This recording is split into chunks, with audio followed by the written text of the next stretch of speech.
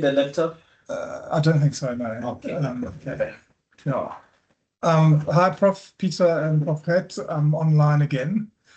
Hi, Richard. And Oscar's with me. So I called him Brian, but it's Oscar. Yeah. Getting my students mixed up. No worries, Richard. Thank you. Thank you. Hello, Oscar. How are you, Prof? Very well, thank you. How are you? I'm also good. Hey, Mr. Het. Is that all right? Hi there. How are you? All good. Okay. All right. So I'm going to start. So just to begin with, Oscar, so I've numbered the files sort of 0, 1, 2, 3. Okay. Okay. So this first file, number 0, it's about sort of establishing what the valid cases are that we're going to work with. So I've used different criteria. So if the person has answered sort of more than half of the questions in each section, then they'll be included in the analysis. Okay, because there's some people that didn't answer any questions, for example. So I think you had data from online and from hard copies. Yeah. So I think some of the onlines might have been blank. Okay. So so this is and then I've cut out anybody who doesn't answer a sort of reasonable number of questions gets chopped from the analysis. I think we end up using 446. Okay. So you had 474, but we're losing some participants because of the poor response. Okay, so that's just the first file. The second file has got frequencies of all, well, it's file number 1 now. It's got frequencies of all the questions. So this is now we're using you'll see there's an instruction here, selective valid all equals 1. So that's, and then I think I've also put the number of cases into the 446. So I put that into the title of the file as well. Okay, so this file just contains a frequency of all the variables in the questionnaire. So this is your age, for example. 4 people didn't answer. The average age is 25.58. The minimum age is 16, the maximum age is 62. Okay. So, and your standard deviation is 6.9. It doesn't, there's no right or wrong values for the age. It's quite a young sample. So 25.5 years on average is quite a young sort of average age. You've got one person who's 16 who probably shouldn't be in the sample. But I'm not going to take that person out because it's not really. It might be somebody who's 18 and just typed incorrectly, or it might be somebody who's 26 who's typed incorrectly, for example. Okay. Then you don't really need to report this table. What could be useful is to sort of group the ages into, say, quarters or something like that. Or you could just use age ranges. So how many people are up to 20 years old and then 21 to 30, for example. You could do it that way, although most of your people are in that age range. So that wouldn't be very it would be better to maybe use 21 to 25. But even there, it's a lot of people in that age range. Okay. So it doesn't really that doesn't really help either. Okay, so I think just maybe focus on the minimum, maximum, and the average age. Okay. So it's it's a young sample. What is your gender? 175 people are male, which is 39.3%. 270 are female, that's 60.7%. And then one person didn't answer the question. Okay. In terms of education level, so when you look at these tables, focus on the frequency and on the valid percent. Okay, so I'll just show you the difference between the two.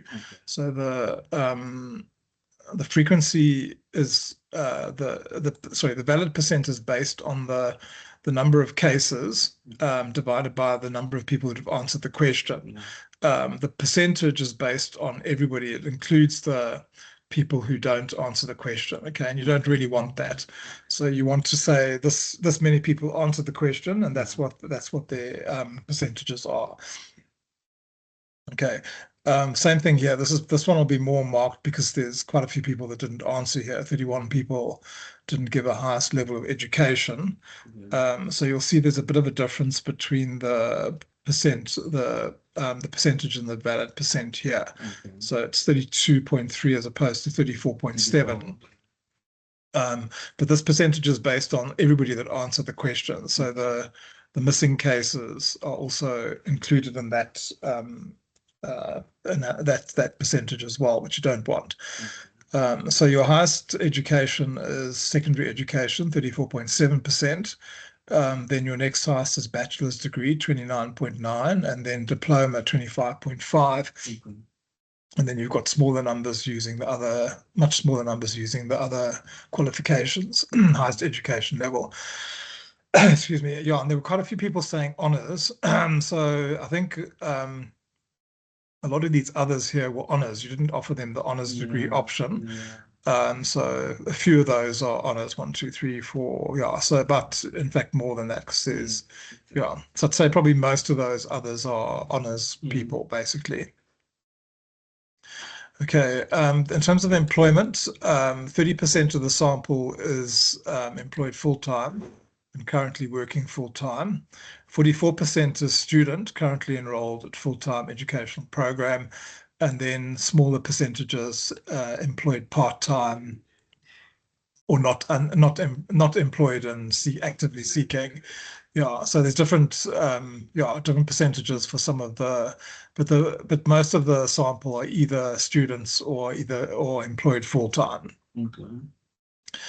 Okay, the residential area, quite a lot of Pimville participants, 32%, and then smaller percentages. They're quite spread out across the different places. So you've got 8% from Protea Glen, you've got 6% from Naledi, you've got 5% from Dobsonville, for example, so 4.5% from Orlando East. So kind of spread out across the different areas. And then the same thing, this is other formal areas. So there are quite a few there. I'm not sure how important that is, but it's quite a lot of Power Park as well here. From the other, you had a lot of others here. This other's too high, actually. So a lot of people said they were from Power Park, and of the people that said other. And then also Chawelo, yeah, so quite a few from there. Okay, so what you could do is, I don't know how important the area is other than to know that they're people from different areas, but you could sort of group them together somehow into bigger categories if you wanted to, and then you could combine these ones back into the group. But I'm not sure what kind of area sort of information you might use there. Okay. This is the informal residential area. So this 3, 4, 5, 6, and 11 are actually come from the formal areas. So whatever formal area was coded number 3 or 6 or 11 is actually being identified or being coded as being sort of marked as being an informal residential area. Okay.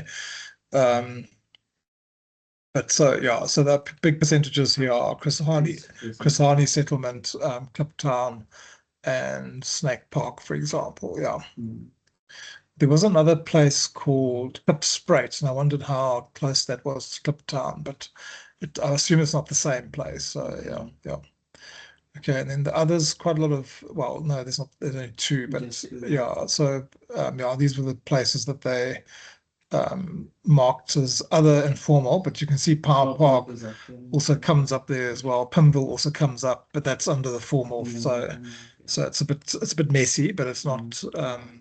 But generally, you can get an idea of mostly where people are from. Okay, how often do you shop online? This would be an important question for you. One person said daily, and that's only one. 39 people said weekly, 201 said monthly, that's 45%. And then 140 said about once every 3 months, that's 31.4. 31 people said about once every 6 months. 24 about once a year, and then 10 less often than once a year. So again, you might also think about, do you really want to include those people? But if they're still shopping online, they're still kind of relevant for the project. Okay. In terms of what do you shop for, this is a multiple response. So here, there's 2 columns. There's a percentage of responses, and there's a percentage of cases.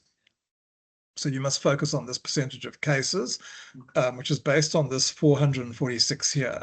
So this percentage of cases, I'm just going to highlight this here, is based on 446. So 347 divided by 446 times 100 will give you 77.8. 283 divided by 446 will give you 63%. This percentage here is based on this number here, but we don't normally work with the actual percentage of responses, because we want to know how many of the participants are shopping online for takeaway, fast food, or groceries, or whatever. So in terms of the actual percentages here, the highest is takeaway, fast food, 77.8%. The next highest is clothing, 63.5%. And then groceries and electronics, 43 and 40%. So yeah, so most of the people, a majority would be shopping for takeaway or clothing, and then less under a majority looking for groceries or electronics and related accessories. Okay, then we get to others, things like furniture. Shoes would be part of clothing, I guess. Yeah, so they're not necessarily all. This person said all of above, so they could have just marked all of the above. That's fine. Okay, what you mostly shop for, the highest percentage there is takeaway food, 50.9%. So it's just a majority. The next highest is clothing, 20%, groceries, 16.9%, electronics, 11%. Yeah. So the electronics is the lowest of the options there. And this is interesting, actually, because they said they shop online for transport. I suppose you are, if you're ordering Uber, you do order it online, actually. So it's, yeah.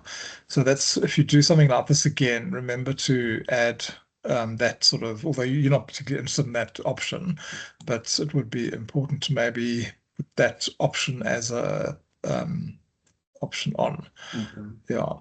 Okay, and then these are the companies. Okay, so these are, you can just read through these to get a feel for what companies they're buying from. So there's Amazon, there's Takealot, there's Bash, there's Checkers 660. Well, it's not 360, it's Checkers 660, I think. Yeah, and so on. So yeah, and then Debonair's. So there's lots of different KFC, that's all the food stuff coming in. Mr. D, Pick n Pay, Shine, and so on. So all of those kind of options are listed here. So yeah, so you could count them to get it, but I think it's just I think it's just a way of seeing what yeah, you can get a sense of the main places where people shop, and yeah, and roughly how many use the apps, the various apps and things, or the various options. Okay, then we get to your questions about the measuring information quality, for example. Okay, there's two tables here. I'll start with the second table first. So this tells you how many people rated excellent, good, average for the statement quality, where they're rating the quality of product stock, product stock information, or where they're rating the quality of real-time assistance, or the quality of tracking information, and that's the information quality dimension. So 160 say it's excellent for quality of product stock information, 243 say it's good, 43 say it's average, and nobody rated it poor or very poor. Okay, so that's 35.9%, 54.5%, 9.6%. And then this, so that's the sort of descriptive table, the frequency table with the percentages. And then this table here gives you the average. We don't normally take an average for an ordinal variable with an ordinal scale, but it can be useful to rate the statements from highest to lowest. So for example, you can see that, I'm just going to move this out the way. So you can see that quality of product stock information has got an average of 4.26, whereas the quality of response to questions is 3.69. So it's a lower rating. it's not getting as good a rating as the quality of stock of product stock information. It's not that different, but there is you can kind of rank them from highest to lowest. So I would say, okay, well, quality of stock information is the highest, I think, yeah, and then that's followed by quality of tracking information, then consistency of information, and then you drop down to below 4 to quality of real-time assistance, quality of response to questions, and then clarity of the refund policy. That's the weakest one. Okay, so it gives you an indication of, in terms of the information quality, which ones are the best ranked and which ones are the worst ranked there. But just bear in mind that they are quite well ranked though, because 3.6 would be between average and good. So it's kind of more towards the good side. Than it's between average and good, but it's more on the good side than on the average. So on average, the rating is not bad. It's also not great either, because ideally you would probably want a 4 or 5. But it's not terrible. So it's important to remember that. Okay. This is the delivery service availability. Okay, and similar kinds of values.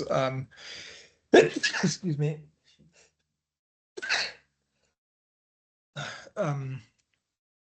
So sort of reasonable percentages saying excellent, 37%, 23%, 19%, and so on. But then not very few people saying poor or very poor. So 1 person or 8 people saying poor for availability of delivery services in my area. Availability of different delivery options. There are more people sort of giving an average or a poor there. And that's kind of reflected in the averages here. So the best ones, the top rated, are availability of delivery services in my area and overall availability provided by the company. And then the low ones are availability of different delivery options. The lowest one is alternative delivery points. So that's the weakest of the delivery service availability. So if you were to rank them, that you can see which are the sort of the strongest and the weakest in terms of the rating of quality. Okay, I'm not going to go through all of these because they're very similar. This is the reliability. So again, quite good percentages. You're getting very high percentages here. 50% saying excellent, 47% saying excellent.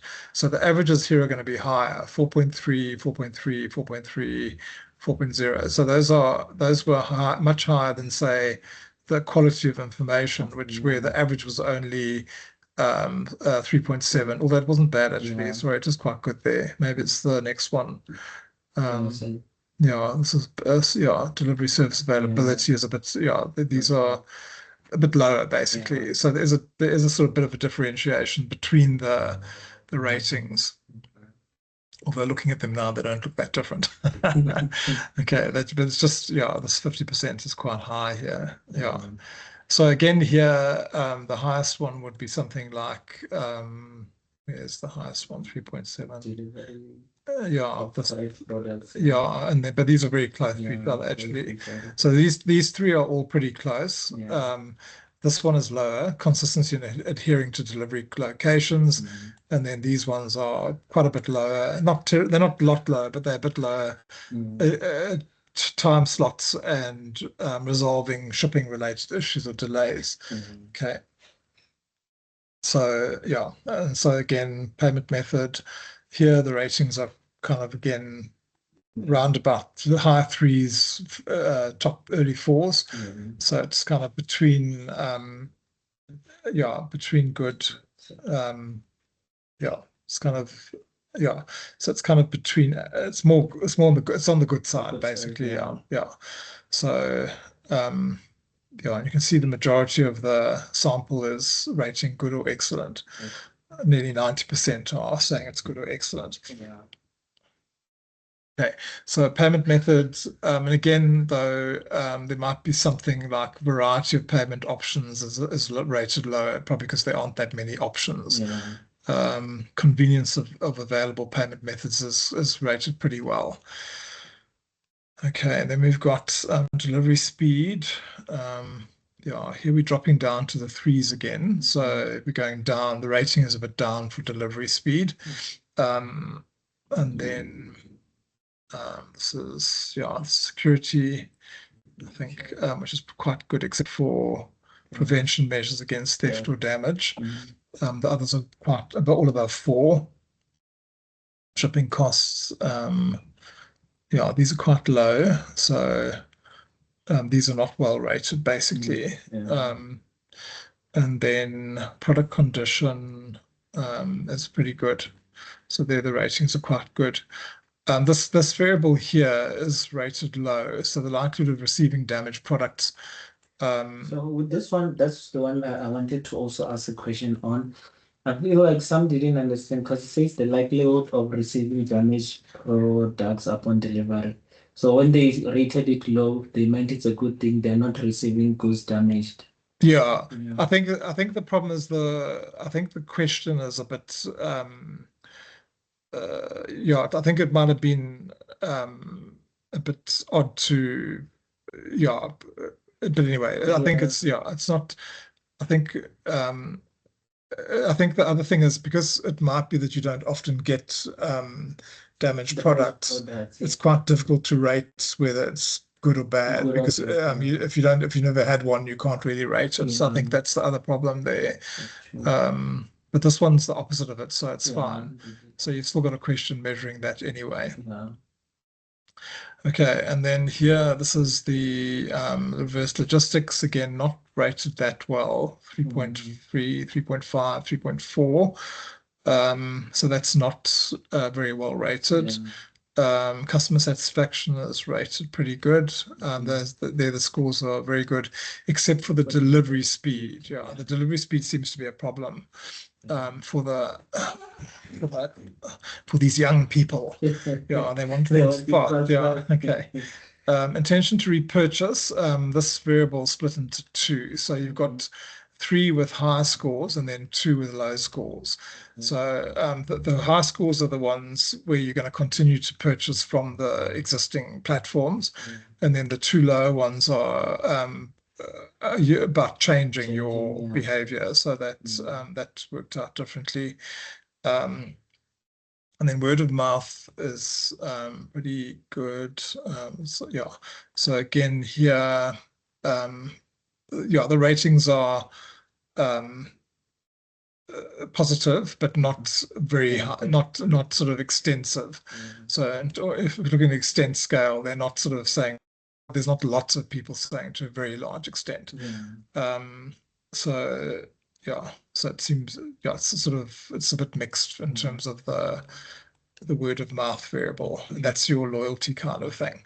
Okay, so that's the frequency file. But then the next step is we want to process the data in a way where we can sort of, instead of working with individual statements about word of mouth, work with the factor. So we do, we run a reliability analysis, which is file number 2, sorry.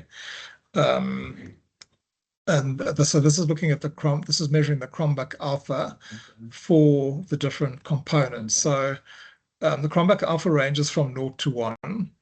1 would be perfect consistency. What that means is that when the person answers the questions, they would always say very good, or they would always say excellent for the questions measuring the particular construct. So in this case, we're looking at information quality. So the Cronbach alpha, normally we're looking for values of 0.8 or higher as being a good reliability, but we also accept values of 0.7 or higher as well. Okay, so this is good. There's nothing wrong with it. So it's a nice value. And then what we do is we look down here to see if there's any item we can remove, which would then improve the Cronbach alpha to a more to a higher level. But there's nothing. If I look at the value here, it's 0.78. There's nothing really that I can remove which is going to make that value any better. Okay, so we're not going to worry about so we're going to work with that value as it is. So let's just pick something here. I'll figure here. Okay, the next one is delivery service availability, and that's also got a reasonable Cronbach alpha, 0.782. It's a good value. It's an acceptable value. Sorry, just to say the other thing, we also look here, we look at the minimum maximum value. And if the minimum is above 0.2 and the maximum is above 0.4, that also gives an indication that it's even if the Cronbach alpha is a bit low, that gives us a good indication that there's we've got a sort of good set of questions to measure a construct with that. So we don't normally report on this unless there's a problem with Cronbach alpha. Okay. So because your Cronbach alpha is fine here, we wouldn't report that, but it's good to know as a backup that that's also fine. Okay. Okay, your this is 0.8 exactly. This is reliability of reliability. Okay, and again, there's nothing there that we can remove. Again, this is good though here. So everything is fine there. This is payment method, so that gives a good reliability, 0.866. So I'm just going to jump through these quite quickly. We're going to come to one later, which is a bit more problematic. Delivery speed is also good, 0.873. So security assurance is 0.826. So that's also good.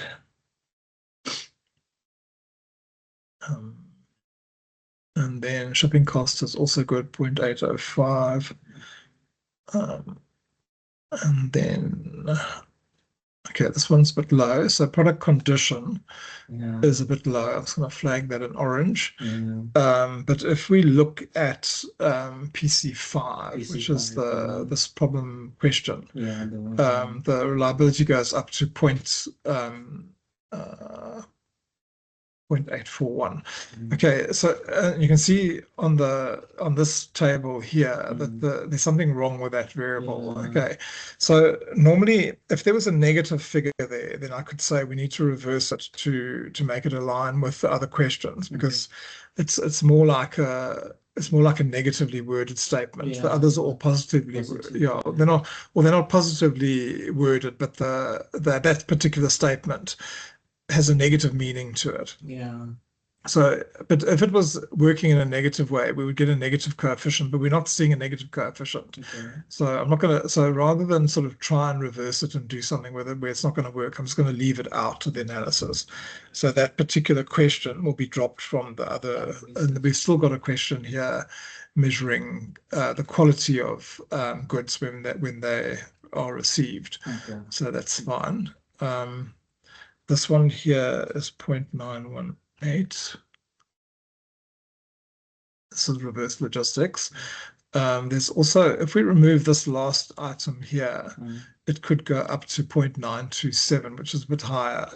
But we'd only do that if there was any other kind of indication that that particular question is not working very well. Okay, but it's fine. It's not making that much of a difference.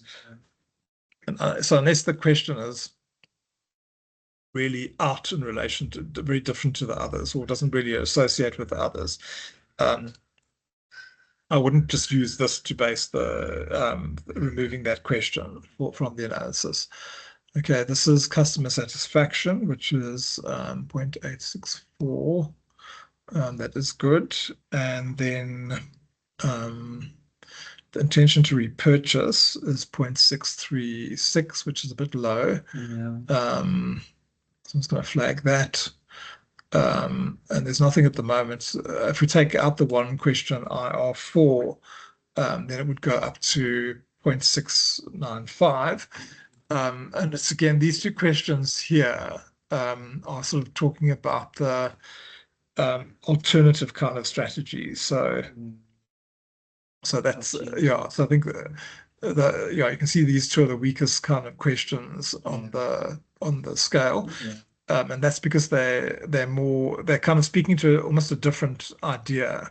One idea here is that you stay with what you're doing.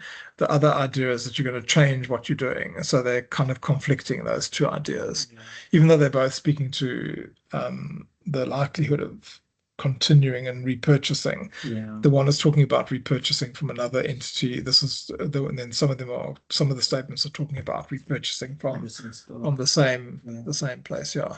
Okay. And then this is word of mouth, which has got a good reliability. Okay. So there's just a couple of them which are a bit low, and then but there are ways we can deal with those later on. Okay. So in general, the reliability is very good. The next step is we then do EFA, exploratory factor analysis, which is where, so I've got to go down here. Yeah, so, okay, so the way this works is we're going to, I can't remember what I've done for your study now, sorry, let me just check something quickly. Just need to look at another file. I've been working on so many projects, I can't remember what's what anymore. There's this one here I need. I think it's open already. Let me just see. I think it's this one here. Yeah. Yeah. So I've put everything into one model because it works quite well, I think. Yeah. Although I've got different ones here. No, that's different. Yeah. So I think what I've done for your project is I've put all because you've got a very big sample. Okay. I've taken all the questions measuring aspects of online purchasing, so the security and the delivery speed and so on. I put them into one model, which is this one here. We'll come back to this in a minute. Okay. And then this is the customer satisfaction section, and then this is the word of mouth. So what I've done is I've split the factors according to the level that they're functioning at. So if you look at your model, you've got all these factors which affect there was something else in the beginning as well, I think, which was what? I don't have that here. Looking here, just quick. I've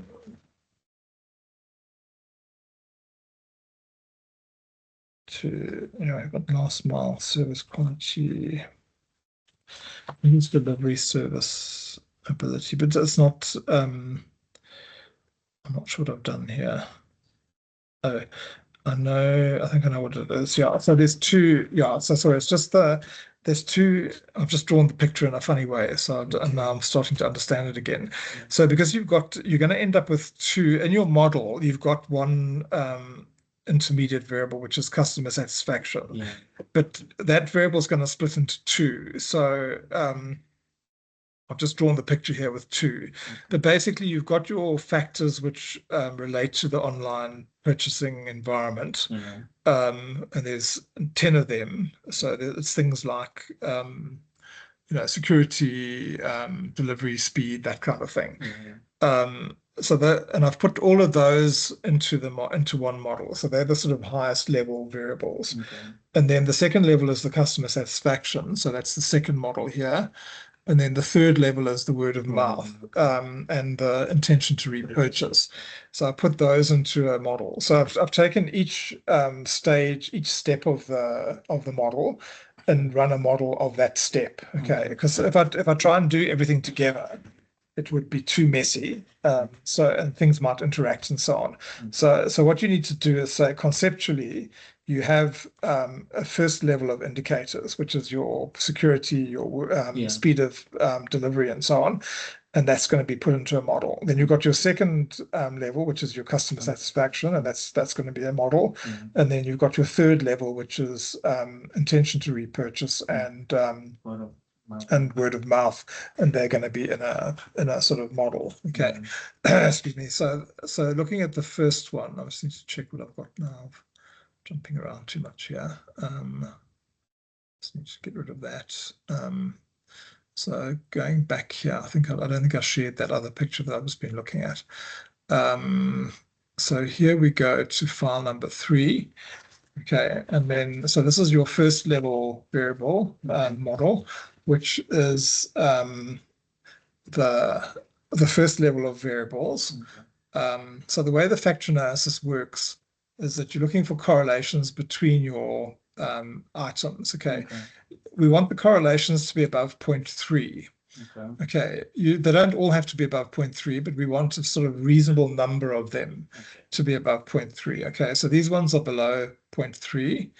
But that's fine because we've got others which are above 0.3. Yeah. Okay, we don't report this result. Excuse me. We just look at it to evaluate what kinds of correlations we have. Okay. So these would all be sort of good ones.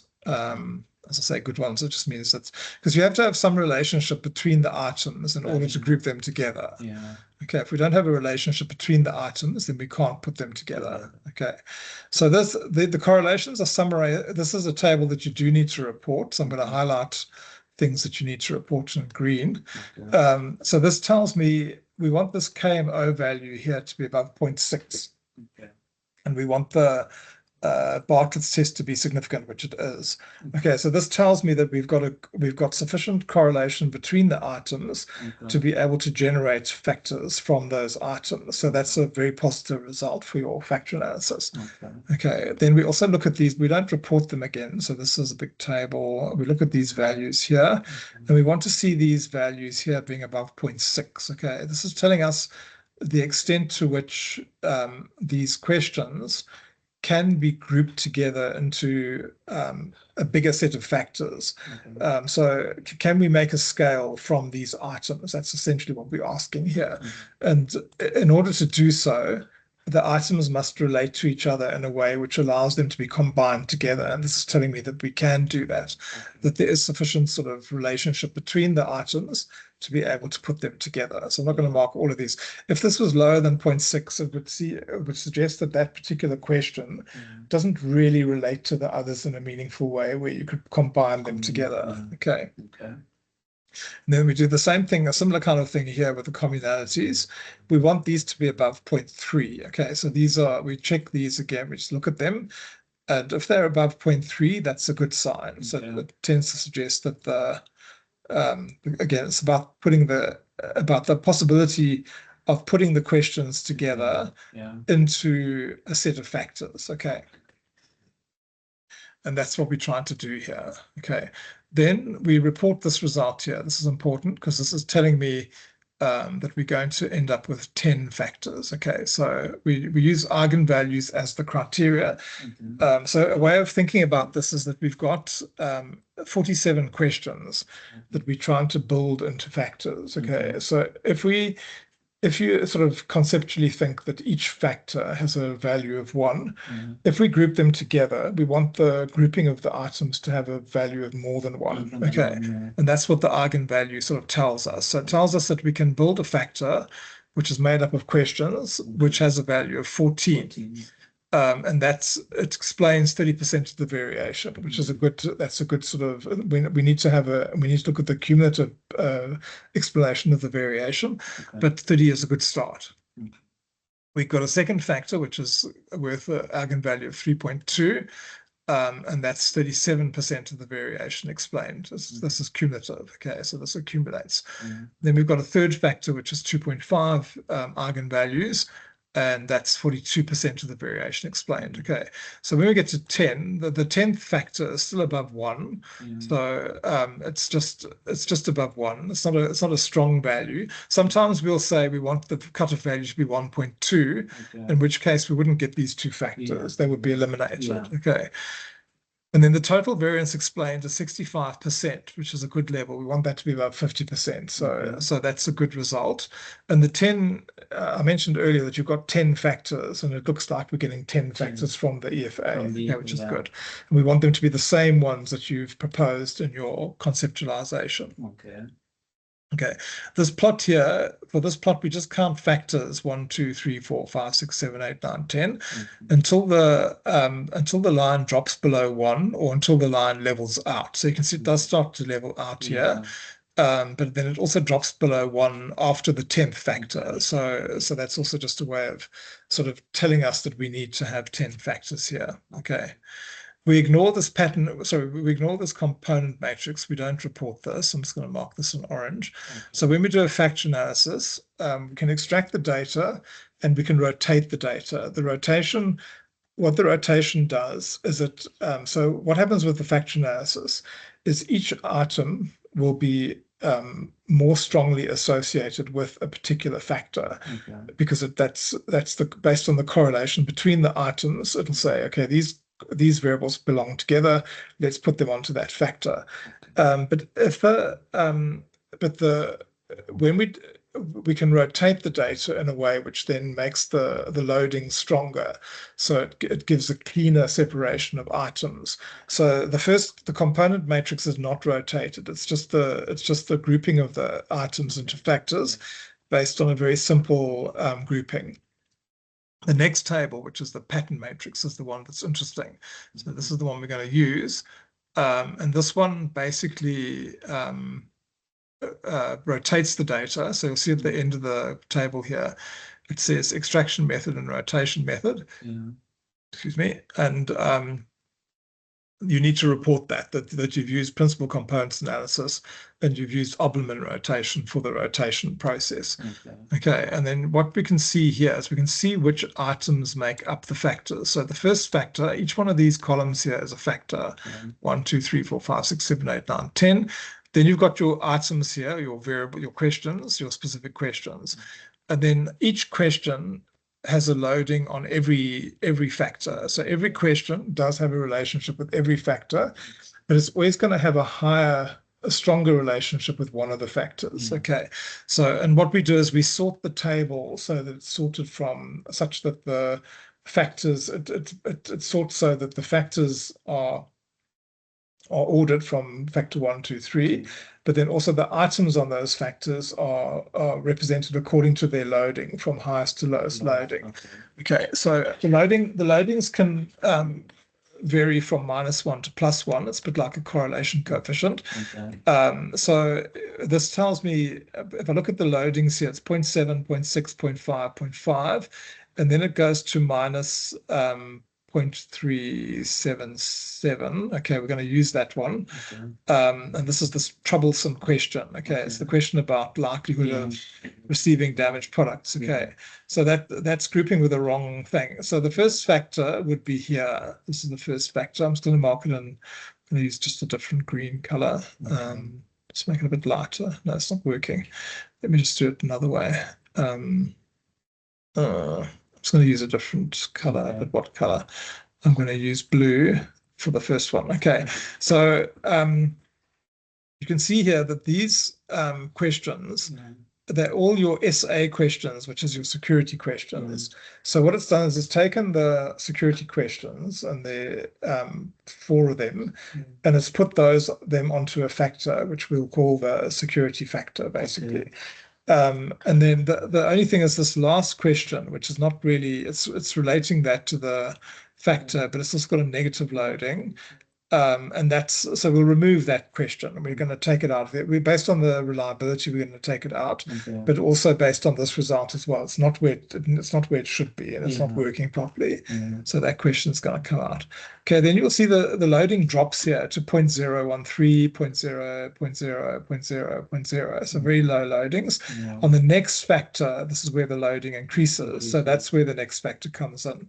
Okay, so the next factor here is this one here. I'm just going to make it this peachy color. Okay, so you'll see these are all RL, which is reliability. Okay, so it's grouped all the reliability statements together, which is very good for your purposes. Okay, the next factor is this one here. So these are let's check where it jumps. So this is where, so it goes down and then it goes very low here, then it gets high in the next one there. So I'm going to just mark this one blue. I'm going to alternate between blue and the other color.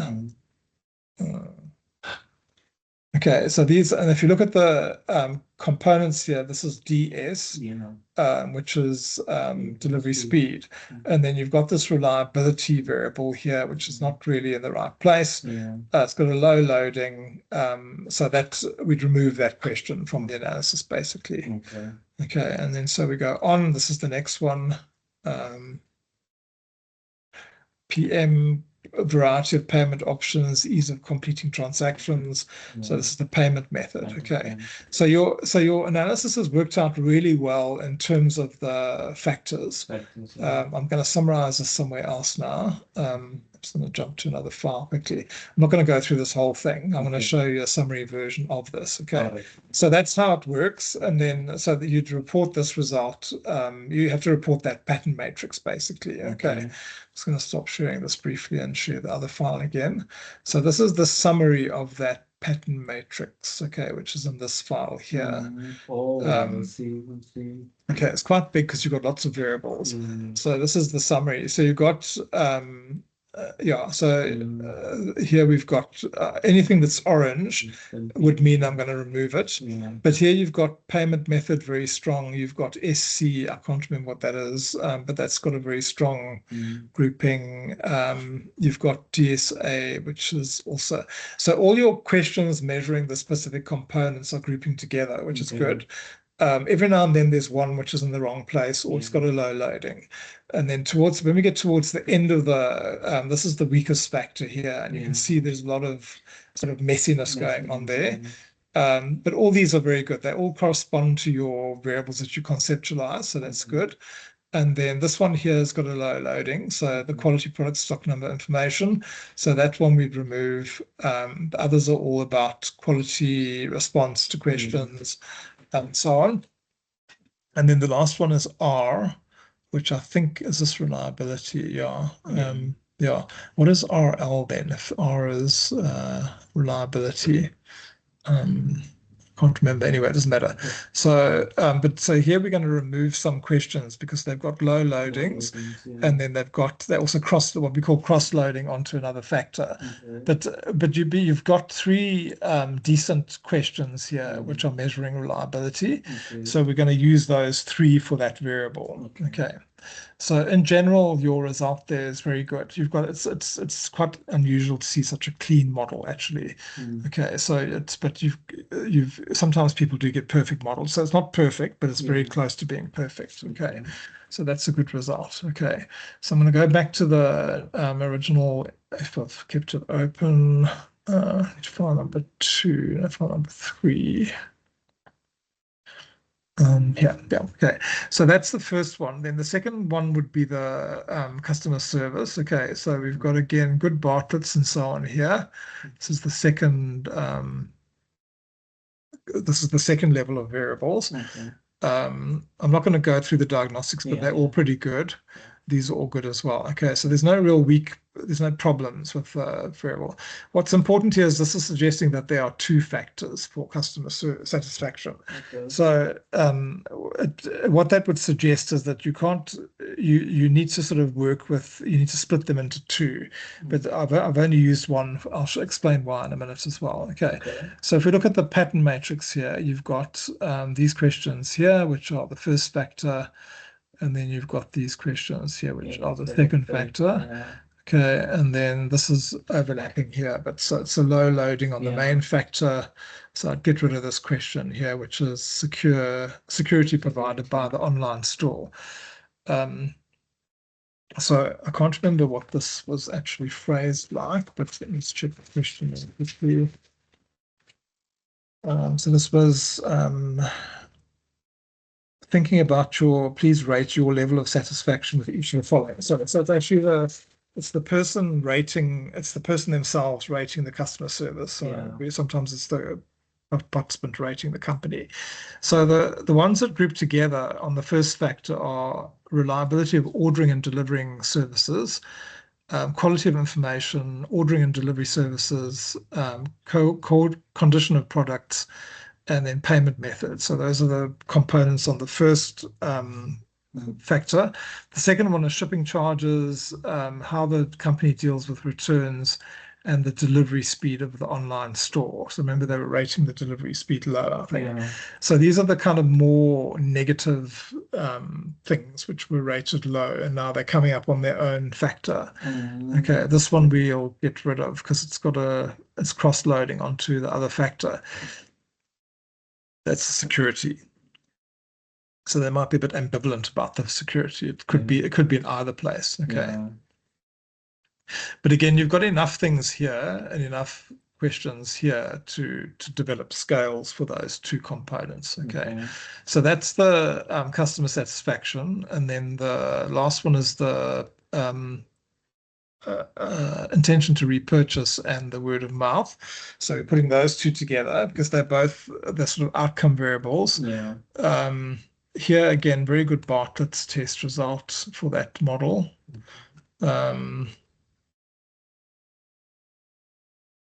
Very good diagonals here. This one's not so good actually. Let me just stop that again. Okay, so these are all good. This one's not good. Okay, so this statement here might end up being removed. Okay. So this is the how likely are you to change products. Okay, so that's not working. There might be another one somewhere further down here as well. So this is okay. This is okay. This is okay. That's also right. Yeah, so these are actually okay. Let's just check the last one. Yeah, so the others are all okay except for that one. But that's kind of flagging that sort of odd question, and it's you'll see it behaves differently in the factor analysis as well. Okay, commonalities all look all right. So you never make a decision based just on one result, because that result might be misleading. So, okay. This is suggesting we're going to have two factors for, which is what we're looking for. We need to get two factors for intention to repurchase and word of mouth.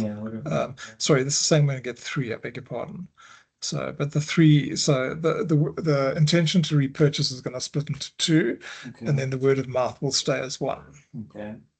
So this is a good result here, 73% of the variation. Okay, if we go to the pattern matrix, which is what we're looking for here. The first factor is this one here. Okay. The second factor is this one here. Oops. It's no good putting it in the same color. And then the third factor is this one here. Okay, so word of mouth items joined together, so they're fine. They don't really, they load onto one factor on their own. Okay, which is what you want to see. The intention to repurchase, this is the two questions which are about changing. So are you likely to change, or how likely to buy from a new online place? Okay, so those two questions go together. And then the questions where you're just asking more generally about would you continue to buy from this platform, those questions are grouping together. So I've kind of referred to the one as sort of staying the same, kind of continuing as is, and the others trying something new type of thing. Yeah. But basically that's, so that's the factor analysis. So the results are very good in terms of being quite close to what you originally conceptualized. So then the next step after that is to then look at ways we can sort of model those questions together. Okay, so I'm just going to stop sharing this file here, and I'm going to go to a new file. So what we do then is we compute new factors. So based on the, just looking here, file number 5, I think I need file number 4. Okay, so file number 4, and this file I've computed the new variables. You can see the computations. No, that's not the nonsense. Here's the computations here. So this is IQ, which is information quality. DSA is delivery service availability. R is reliability, PM is payment method, and so on. Okay, and you'll see sometimes there'll be two variables. So there's two customer satisfaction variables, and then there's two intention to repurchase variables as well. Okay, and that's based on the thing. Okay, I just called R. I changed R to RL. No, sorry, I changed R to REL because they don't like to just use a single word sometimes. Okay, so the first thing here is the frequencies of those variables. So we've got the mean and the standard deviation for those variables here.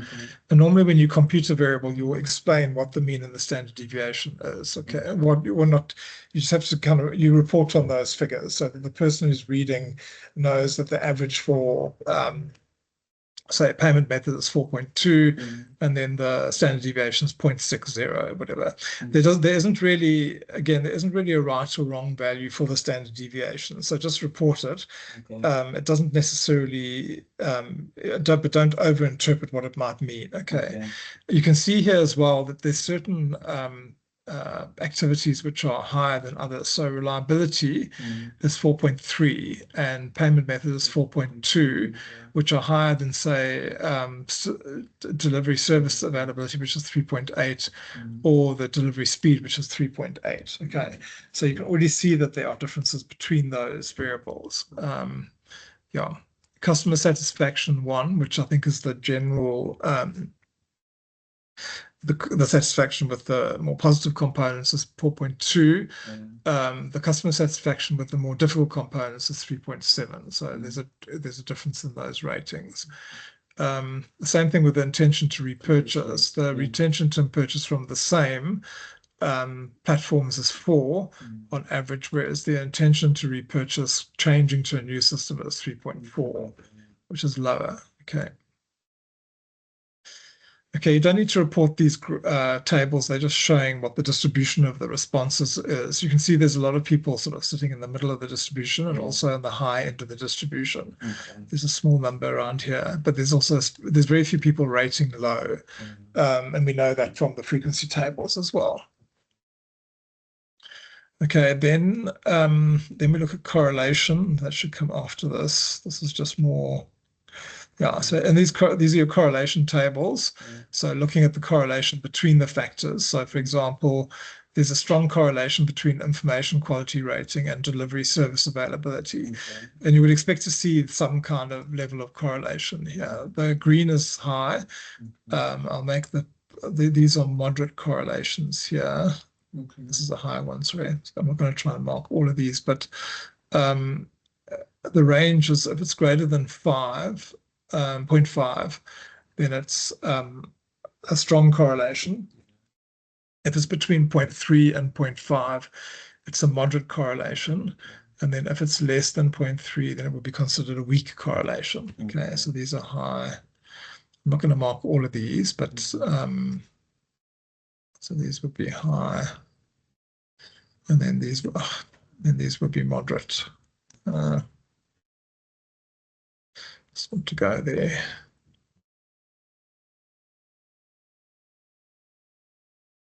Okay, so I'm not going to mark all of them, and sometimes there won't be a correlation. So for example, here, this is the secondary purchase variable. So I haven't used this in the analysis because you'll see if we go across here, let me just get this thing out the way.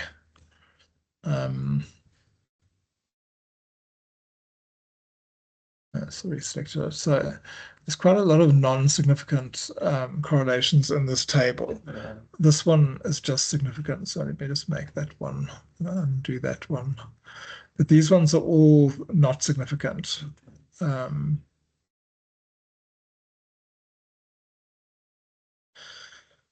Which means that, yeah, so this is not a variable that I would spend a lot more time working with because it's not really giving much of a result for, yeah.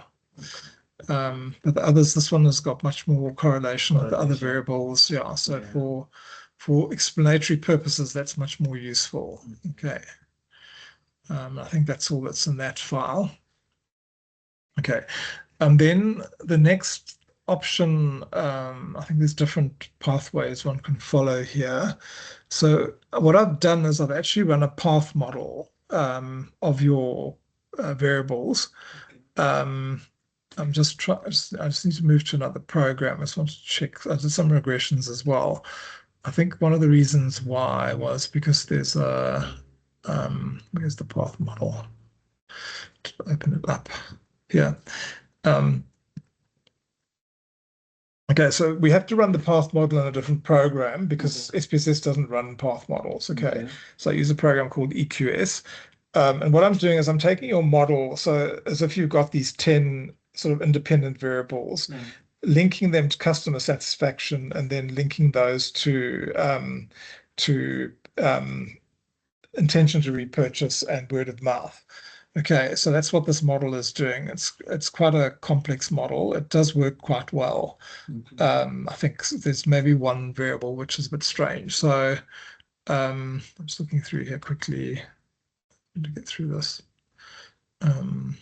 Yeah, so this stuff is all right. So if we look at the model, this would be the model here. So variable 2, for example, would be probably IQ, which is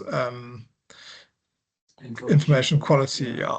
So, and then variable 3. So if there's a at sign in the next to between, so this is variable 2 going to variable 11, which would be variable 2 going to customer satisfaction. The first type of customer satisfaction, and then there's the second type of customer satisfaction. So any variable with an at sign next to it would be considered a significant variable. So let's say variable 2, which is, I think it's, let me just go back and check quickly before I say the wrong thing. Yeah, IQ, DSA, REL. Yeah, so it's kind of in the order that it's presented in the model. Yeah. Just want to make a note here. That's the formatting. Yeah. That's on the page down here. The only thing I'm a little bit concerned about is one of the coefficients reverses sign. So this one here. So it's variable 3, which is let me just make a note here. This is V2, V3, V4, V5, V6, V7, V8, V10. Deliver service. Yeah, so that variable is reversing sign when we control for the other variables, which is normally that's because of something like collinearity, but I can't see any collinearity in the data, so it's a bit strange. But it's not a high coefficient though, so I'm not too worried about it. It's a bit strange, but I'm not sure what to do about it. And then the same thing happens here for variable 4 with the second customer service. Variable 4 would be the REL, which is reliability. Yeah. So it's a bit strange, but I don't know, and it's significant as well. So it's, and I think there must be some interaction going on between the variables in the model that's causing that to happen, because on its own, it has a positive relationship with the variable. But when you put it together with the other variables, something happens to the sign. And I have checked for collinearity, but I can't see any problems with that. So I'm not sure what to do actually. Yeah, and then this is also very good. This is your V11, which is your customer satisfaction, going to V13, which is your intention to repurchase. I've only used the one version of intention to repurpose, which is the one where you're staying with the same platforms, because the other one didn't have much correlation with the variables, and if there's not much correlation, then there's no point in analyzing it. Okay, and then this is the last one, which is mapping customer satisfaction onto onto word of mouth and onto intention to repurchase. Yeah, and those are all positive relationships and quite strong coefficients as well. So it's quite a good model. And I think I would probably at this point just go to that model. So from the frequencies, go to the model, go to the path model, and not worry too much. And yeah, you can report on the correlations and things, but I think the ultimate goal would be to kind of show the model with coefficients and things. I just want to check something. Yeah, so this is the level of explanation and stuff that you're getting. So for example, using the 10 questions or the 10 factors to explain customer satisfaction 1, that's got an explanation level of 4.59, which is 45.9%, which is quite good. And then the second one is 56% or 5.561. That's the variables going to customer satisfaction 2. The ones that are a bit weaker are the pathways going from customer satisfaction to the word of mouth and the intention to repurchase. Okay, those are a bit weaker, but they're still significant, and there are still significant variables in the pathways. So it's just the strange thing about this negative sign coming up here. There's 2 of them, so they're they're not the strongest variables in the model though. So there's other variables which are stronger. And as I said, I've done a regression and I can't see any collinearity effects happening. We can also look here. So if I look here at the correlations here, they're not high. I'm not seeing massively high correlations, which is usually the cause of collinearity, but I'm not seeing any huge correlations here. Yeah. So I think unless it's the correlation between the customer satisfaction, but I think even that's not, let's just go back to the correlation table here. It's not there. Just want to check something in here. This was the wrong file.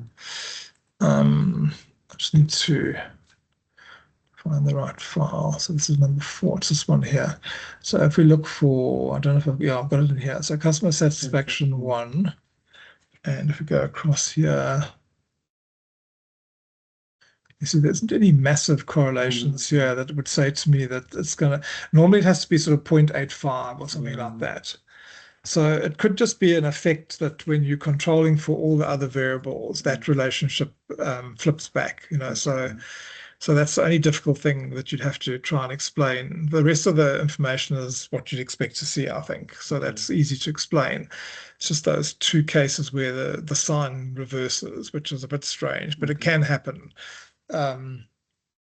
Yeah. So what I would suggest is that you go for that we do the path model.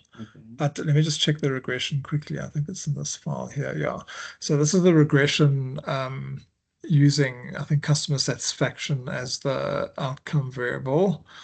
So this is just looking at the relationship between the 10 predictors and the customer satisfaction. The model is good, it's significant, and it's got a good level of explanation like it has in the path model. It's showing a number of variables to be significant in the model. So these are all significant here. What I'm not seeing, though, is any evidence of collinearity in the table. So if I look at the end here, there's no kind of strong evidence of collinearity here. And then if I look at there's another table further down here, which is collinearity diagnostics. And if I look across here, I can't see any evidence of variables overlapping or that sort of problem of collinearity. I'm not seeing it in the results, so I don't know where it's coming from.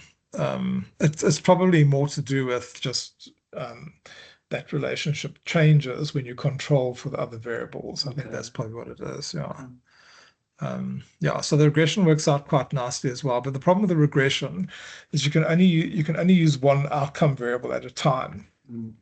Whereas you've got actually 4. You've got 2 customer satisfaction variables, and you've got a intention to repurchase and word of mouth outcome variable. So there's 4 outcome variables that need to be managed. So I think the path model is probably the best solution for you. Okay. And that will tell you, that'll give you, But so I think if you look at your model, which is asking the questions about, so it's looking at the relationship between the service quality variables, the customer satisfaction, and the customer loyalty. You might have to change your hypothesis slightly because customer satisfaction, well, you don't actually have to, because the customer satisfaction is one no, we're using 2 variables there. Sorry, So there's a high level satisfaction and then a lower level satisfaction depending on the items making up each component. It was the intention to repurchase that has been split, and then we're not using the second one. So your model will be, that's why I drew such a messy model here, is because you have to have a second set of variables going to the second component of customer satisfaction. So there'll be 2 variables here in the middle component, with each variable going to this one separately, and then those move forward to word of mouth and customer it will be purchase re-intention. So I think you can still answer all your questions. I just need to check something quickly. Yeah, so you've got service delivery availability has a positive impact on customer satisfaction. So you would be able to say yes to that. So you'd be able to answer yes to that from the model. Some of the variables might not have a significant relationship. So there the answer would be no, it doesn't have a thing. And then sometimes there might be, so like with reliability has a positive impact on customer satisfaction.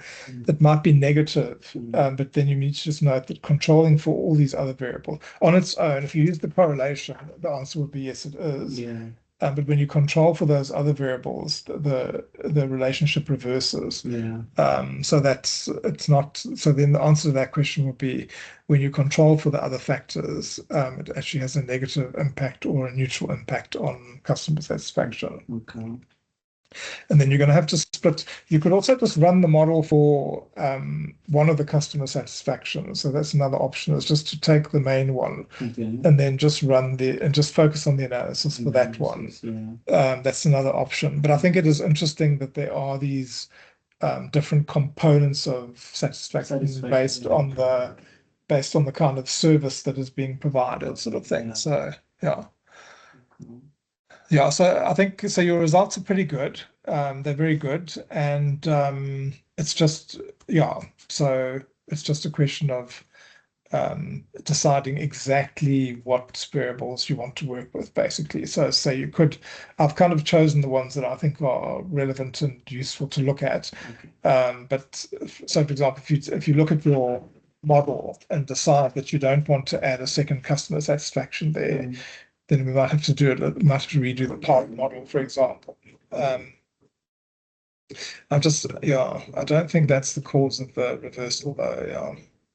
The other thing that might be causing it is these two, actually, word of mouth and customer loyalty. Let's just look at those ones, because I think they had it's not customer, it's word of mouth and repurchase intention. But I don't think it's that either, actually, because I don't remember those being very high. I didn't see any sort of major correlations anywhere. Oops, it's my next meeting reminder. So let's go where we go for. It's this one here.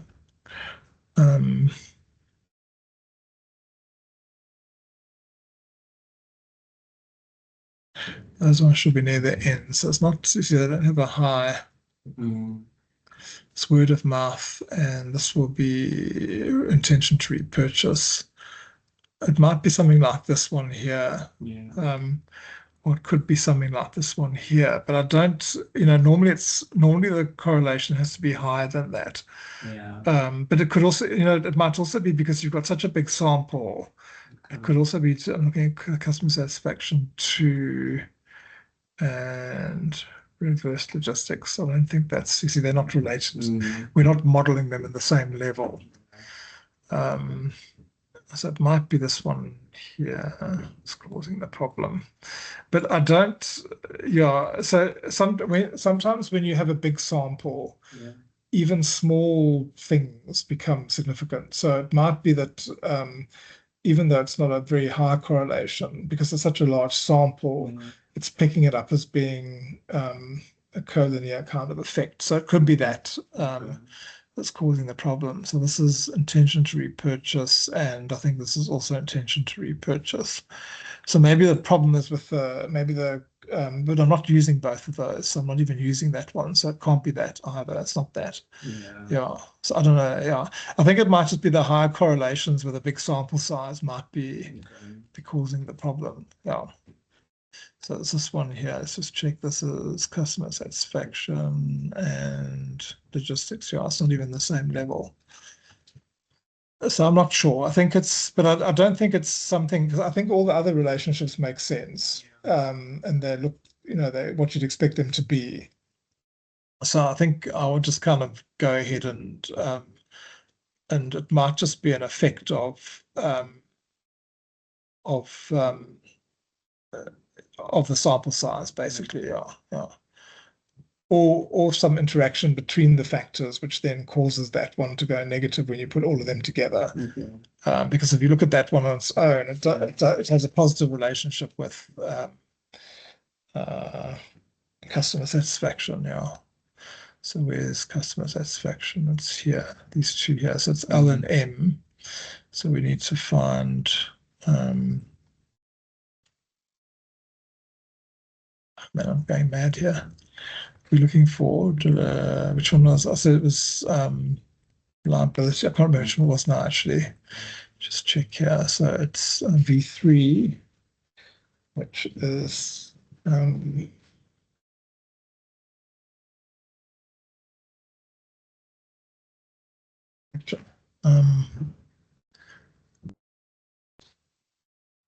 is DSA.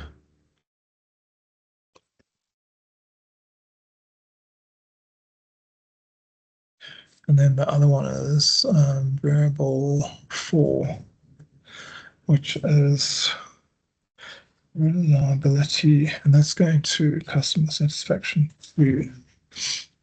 So I don't think those are.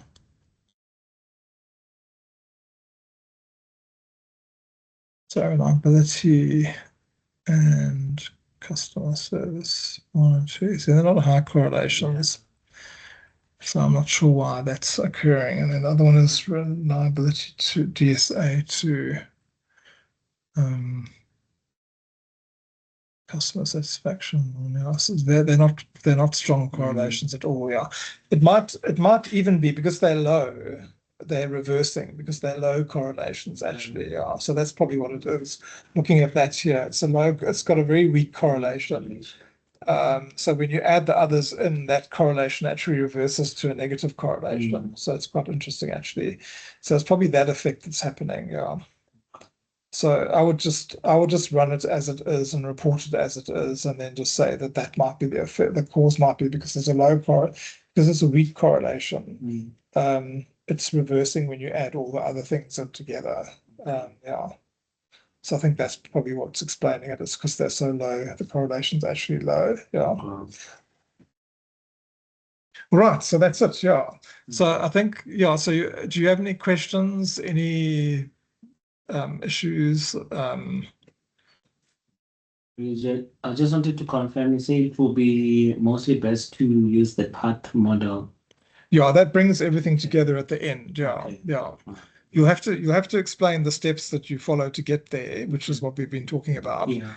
But I think I haven't done the diagram yet, but I'll draw a diagram for you with the but I might split it into, I might make 2 diagrams because it's very difficult to draw 10 variables with two sort of variables. So I might just split them into 2, and then you just need to say that I might take those 2 components here. I'm not sure how I'll do it. I think I might just do these separately, and then do this one. And then so I'll give you sort of like 3 pictures, and then you just must explain that they need to go together. Yeah. Because it's not easy to. So I'll do this component here. I'll do this component going to those 2, and this one going to those 2. And then you just need to say that that's what the figure A is, the pathways from the 10 quality components to the customer satisfaction 1. B is the same 10 going to customer satisfaction 2, and then C is the pathways going from customer satisfaction 1 and 2 to the intention to repurchase and yeah. So with the intention to repurchase, them moving from the 2 customer satisfaction on the 1 intention to repurchase. Yes. Yeah. And then we have another pathway going to yeah. So both of the customer satisfactions go to intention to repurchase and to word of mouth. Yeah. And both of them all of the pathways are significant. Yeah. So they're all related to each other. Yeah. Okay. And I don't think in your model, these were, I don't know what hypothesis 11 is. I think you just had that word of mouth was measuring loyalty there. Yeah. And then this got cut off, but I'm not sure what So I think you do have intention to repurchase, and no, that should be beyond there. Hey? Yeah. Oh dear. Okay. Okay. I might need to remodel this Got- then. So remember, that I know what you're saying now. So actually, intention to repurchase Yeah. should be at the end there. Mm. Yeah, okay. Not so it's not so the customer satisfactions Yeah. will go to word of mouth, yeah, and then the word of mouth will then go to okay, so I'll take that one out. mm. So I'll need to just rerun the model then. Yeah. Yeah, Okay. that's, since I remember from our last meeting, we did discuss this. I was saying that they should go inside, like word of mouth should be directing to customer loyalty. Isn't Well, it is customer loyalty. Yeah. Yeah. So that you're using word of mouth to measure customer Customer loyalty. loyalty, Yeah. So that would then go to intention to repurchase. Yeah. But I think the thing is, customer service would also be, customer satisfaction will also affect intention to yeah, yeah. So I think you should put those arrows in as well. okay. So I think you should put pathways in there as well. Okay. Okay.